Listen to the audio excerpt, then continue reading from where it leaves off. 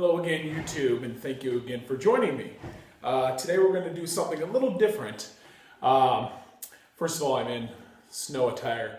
As you probably know, if you're living anywhere probably east of the Mississippi, we've gotten hit pretty hard by snow over the last 3 or 4 days.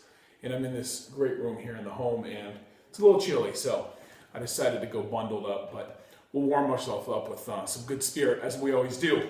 I wanted to quickly start off by mentioning a few Christmas gifts that I received from loved ones in my life. Give them a little shout out. Start out with this nice little whiskey kit that I got. It actually includes a guide and a record journal, so you can kind of discuss, what whiskeys you tasted, what you thought of them, that sort of thing. A stainless steel flask, always helpful. A small funnel for transferring into your flask, and 2 whiskey stones. I'll actually get to that here in a second. Second item, I actually received some ice spheres. If you don't know what these are, they're basically giant balls of ice that you put in your freezer. And the idea of it is to basically slowly dilute your spirit because of the reduced amount of surface space, opposed to putting in 5 or 6 or 7 rocks and having those kind of melt quickly. This kind of slows down that process, and plus it looks really cool. Really good for certain drinks, cocktails, maybe with bitters and things like that. You'll find that they call for these. So I'm really excited to have this as the addition. Whiskey stones. This was a gift from my sister-in-law. These are for cooling down your spirits without watering them down at all. They're made of soapstone, which is a non-porous stone. It doesn't impart any flavor at all, but really cool tool that I look forward to using as well. They also make a stainless steel version of those, but I don't know. I like the old-fashioned soapstone a little bit. Also for my sister-in-law, the Malt Whiskey Complete Guide. Really kind of focuses on the single malts. But, you talk about thorough. I got a chance to skim through this and was very impressed. So thank you all of you, to my loved ones, wife, mother, sister, sister-in-law. Good stuff. They know what I like. I wanted to get on a soapbox here just for a quick second. I don't know about where you're viewing and kind of how things are going there within the liquor store world. But I'm broadcasting here in Northeast Ohio outside of Cleveland. And what I've noticed lately is kind of a troubling trend. That being the disappearance of your neighborhood liquor store. They are dropping like flies. I quickly started to ask some of the owners of these places what was happening. And basically, in a nutshell, some of your big box grocers, I won't mention names, I'm sure you have your own version wherever you're watching, are coming in, buying these liquor licenses between $1 million and $2 million. And these guys can't close the doors fast enough. And that's all good and well until you're looking for something maybe unique, maybe really high end, maybe something that, again, is maybe hard to source. You're not getting any specialization, you're not getting any advice, you're not getting any of the customer service that you get at your neighborhood local liquor store. So really bummed about it. I really hope it's not happening nationwide. And if so, there's definitely a niche that needs to be met for that, that fine spirit, specialization market. So I would implore you, if you appreciate unique and high-end spirits, to patronize those small individually owned businesses, because the more you do that, the less likely they are to sell to, big box stores that don't have anybody that knows what they're talking about. So I just had to get that off my chest. In that same vein, today we're actually focusing on 3 local spirits here that are distilled here in Northeast Ohio. 2 bourbons and a rum. I typically don't blend, what we review, but today I wanted to because I wanted to get in that local mindset. There is at least one more local distiller that I know of on the east side of Cleveland that is doing some distillation of rum, it looks like, exclusively. I don't have my hand on a bottle of those yet, but I did want to discuss the 3 that I had. The first one is what we call, they're calling it Portside Distillery. I'll do a little bit of reading today just because they're all a little bit unique about how they're coming up with their concoctions. This is basically, how do they describe this? It's an Ohio vanilla maple rum blended with pure Northern Ohio maple syrup, then steeped with Madagascan vanilla beans for a slightly sweet flavor that's perfect served, neat, or blended in your favorite mixed drink. So right off the bat, that really caught my interest. I'm a big rum guy to begin with, and I'm a big vanilla and maple guy, and it's local, so I thought, I'm going to try this. It also came with, if you can kind of notice, kind of that like waxy Maker's Mark top, which I thought was neat. So I had to give it a shot. It was also very affordable. It's, batch number 1. I don't know if you can see that. It's batch number 1, so that's kind of cool. So I decided to give that a shot, and I'll review that here as well. I'm going to pour a dram of each and then kind of give them a shot, and then we'll talk about each. The next is this Cleveland whiskey. This is unbelievably interesting, and I'll tell you why. Basically, what these guys have done is they've come up with a unique, nice packaging, kind of pretty simple, but nice, cool Cleveland logo on it. Kind of an average look bottle, but really cool story. And again, I hate to read, but I did want to read this to you quickly. At Cleveland Whiskey, we start with young barrel-aged bourbon, but we don't wait for it to slowly age in a warehouse, leaving the art to chance, the craft to fate. Instead, using an advanced patent-pending technology, we use rapid pressure changes and oxygen infusion to control the aging process with heat-processed charred white oak segments for natural flavor and color. It's a science that not only delivers quality whiskey faster, but better. The result is exceptionally dark, almost black in color, with a bold, mouth-filling flavor reminiscent of whiskeys barreled and long forgotten, where age is no longer relative and taste is all that matters. So basically what these guys have done is flip the bourbon world on its end and decided that they're not going to wait for things.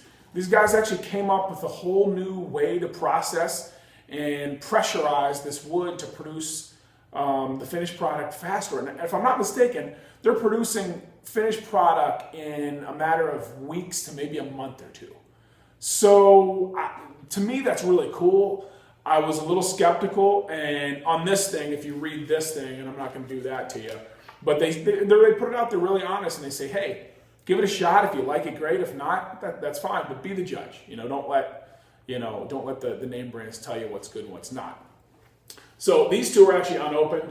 I'm spoiling my review here a little bit, but both are my second and third bottles of each. So that tells you I at least like them enough to go ahead and buy a second bottle or third of the Christmas. Oh, I forgot one more gift. My wonderful wife purchased me some more Glencairns. Awesome gift. And if you haven't bought yourself some Glencairn glasses, please, please do. You sometimes over or underestimate the glass when you're drinking a high-end spirit. It makes a huge, huge difference. Nice little bottom that gives it a little stability. Nice little area for your spirit to pool right here in the middle. And then the nose is very thin or very narrow. So it really funnels that aroma up and allows you to enjoy your spirit tremendously. Now, this Cleveland Bourbon also came up with a Christmas version. And what they have said here, and I'll give just a couple highlights here. Imagine the taste of subtle aroma Christmas spices like nutmeg, cinnamon, orange peel, sweet cherry, black peppercorn, and a touch of licorice and clove. It's a mouthful, and to me, my palate is definitely expanding and improving over time, but sometimes I watch other reviews and I'm like, I'm sorry, I'm just not getting that. I got a lot on this one. The one that really jumps out on me, well, I'll hold that here for a second. There's one of those mentioned that really jumps out at me when I taste this spirit. Pour a dram of this. You know what? I actually forgot to have a white little sheet of paper to show you color, but honestly, they're not really, really important on these. The vanilla maple syrup. Let's go with this one first. It's a very, very light spirit, and on a rum, I oftentimes will just go with a highball, unless I'm doing, maybe a high-end Ron Zacapa or, an Appleton's or, something that's maybe 20, 30 years up, I'm going to use one of these if not. Okay. Very, very light. Almost has a, you know what it almost looks like? It's tequila, which we haven't discussed yet, but on the nose, I'm going to cleanse my palate before we even get started here. On the nose, I was a little disappointed right off the bat. It seemed a little immature to me.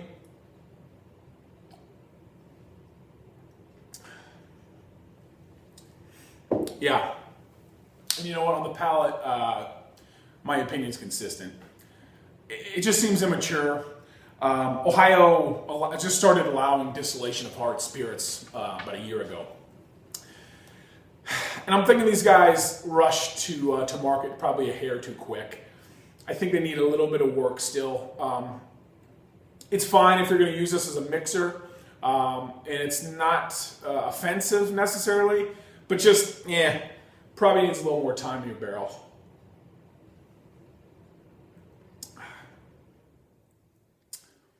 I mean, I definitely pick up both of the flavors that they're discussing, but I just sense the immaturity of it as well. Cleanse the palate and move on to Cleveland. Since I didn't bring my paper, I'm going to show you, change that bottle around so you can see it. This is the Cleveland Bourbon. This is the Christmas. The Christmas is much lighter. The Cleveland, the original, it is almost black. It is very bourbony, if you will.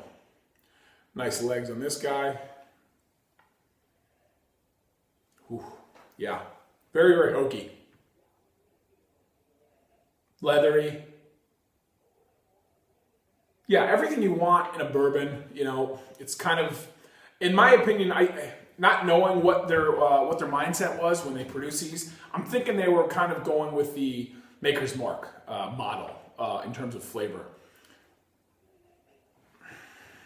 Give it a taste.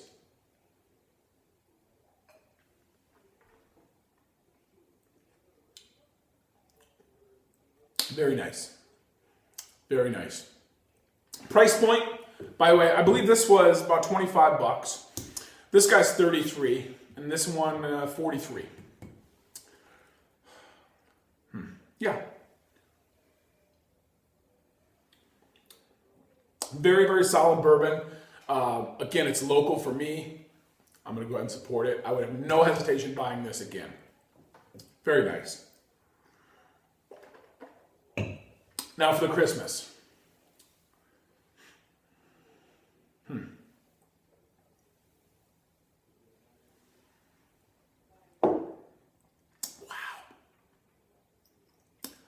Winner chicken dinner.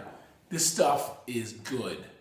If you get a chance to buy this, if you're watching this and you're in the state of Ohio, pick it up. Man, that is good. The thing that they mention, or in terms of all the spices and the flavor profiles that they mention, the one that sticks out to me is cinnamon. Really jumps out and kind of gives you a little kick. It's very, very warm going down the throat. You get that nice fuzzy warm on a cold day like this. Really nice. You do get a little of the cinnamon, or a lot of the cinnamon. You do get a little of the nutmeg, a little bit of the orange. Really nice nose as well.